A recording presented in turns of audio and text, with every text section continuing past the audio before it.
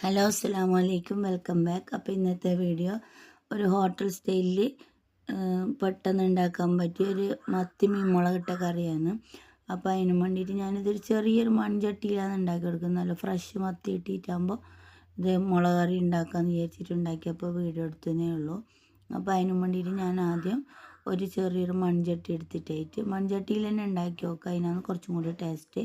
അതിന് വേണ്ടിയിട്ട് ഒരു മൺചട്ടി എടുത്ത് ചൂടായതിനു ശേഷം അതിലേക്ക് ഒരു 1/2 ടീസ്പൂണ് കടുക്, 1/2 ടീസ്പൂണ് മറ്റേ സാധാ വലിയ ജീരകമില്ലേ ആ ജീരകം, പിന്നെ ഇതിൻ്റെയൊക്കെ ഒരു 1/2 ടീസ്പൂണ് ഉലുവയും കൂടി ഇട്ട് കൊടുത്തിട്ടുണ്ടായിരുന്നു. അത് ഈ വീഡിയോയിൽ കിട്ടിയിട്ട അതും, പിന്നെ ഇഞ്ചിയും വെളുത്തുള്ളിയും ചതച്ച പേസ്റ്റും കൂടെ ഇട്ട് കൊടുത്ത് കുറച്ച് കറിവേപ്പിലയും കൂടെ ഇട്ട് കൊടുത്തിട്ട് നമുക്കത് കുറച്ച് ഉപ്പ് ഇട്ട് കൊടുത്തിട്ട് കുറച്ച് മൂപ്പിച്ചെടുക്കുക. നല്ലോണം മൂപ്പിക്കേണ്ട, ഒരു മീഡിയം സൈസിൽ അതിൻ്റെ ഒരു പച്ച മണം മാറുന്നത് വരെ അതിനൊന്ന് മൂപ്പിച്ചെടുക്കുക.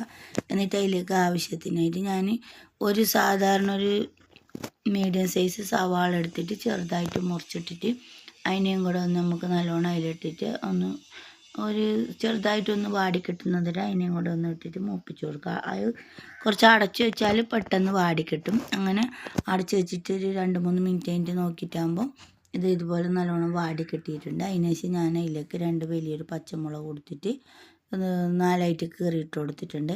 പിന്നെ അതിലേക്ക് തന്നെ ഒരു 1.5 തക്കാളി കൂടെ എടുത്തിട്ട് അതും കൂടെ നല്ലോണം മിക്സാക്കി അതും കൂടെ നല്ലോണം അതിൻ്റെയൊക്കെ കിടന്നൊന്ന് വെന്ത് കിട്ടിട്ട് അത് വെന്ത് കിട്ടുന്നവരെ നമുക്കൊന്ന് ഇളക്കി കൊടുത്തിട്ട് നമുക്കൊന്ന് അതൊന്ന് വാട്ടിയെടുക്കാം. എന്നിട്ടായിട്ട് അതിലേക്ക് കുറച്ച് പുളി പിഴിഞ്ഞിട്ട് ഒഴിച്ചു കൊടുക്കാം. വെള്ളത്തിലിട്ടിട്ട് പിഴിഞ്ഞ് വെച്ചാലും മതി. പുളി പിഴിഞ്ഞ് ഒഴിച്ചതിന് ശേഷം ആ പുളിയിൽ തന്നെ ആ തക്കാളിയും ഉള്ളിയും ഇതെല്ലാം കിടന്നിട്ട് കുറച്ച് നേരം അത് വെന്ത് വരണം. അപ്പോഴാണ് അതിന് നല്ല ആ മീൻ കറിക്ക് കുറച്ചും കൂടി നല്ല ടേസ്റ്റ് ഉണ്ടായാൽ. അങ്ങനെ അതിൽ വെന്ത് വന്നതിന് ശേഷം അതിലേക്ക് ഞാൻ പിന്നെ ആവശ്യത്തിനുള്ള മുളക്, ഇത് അരച്ച മുളകാണ്, അതുകൊണ്ടാണ് അങ്ങനെ. അപ്പോൾ അരച്ച ഒരു 2 ടീസ്പൂൺ മുളകും കൂടെ ഇട്ട് കൊടുത്തിട്ട് അതിൻ്റെ ഒക്കെ ഒരു 2 ടേബിൾ സ്പൂണ് മല്ലിപ്പൊടിയും കൂടെ ഇട്ട് കൊടുക്കുക. മല്ലിപ്പൊടിയും പിന്നെ 1/2 ടീസ്പൂണ് മഞ്ഞൾപ്പൊടിയും കൂടെ ഇട്ട് കൊടുത്തിട്ട് ആ പുളിവെള്ളത്തിൽ തന്നെ അത് വെച്ചിട്ട് കുറച്ച് നല്ലോണം വാട്ടിയെടുക്കുക.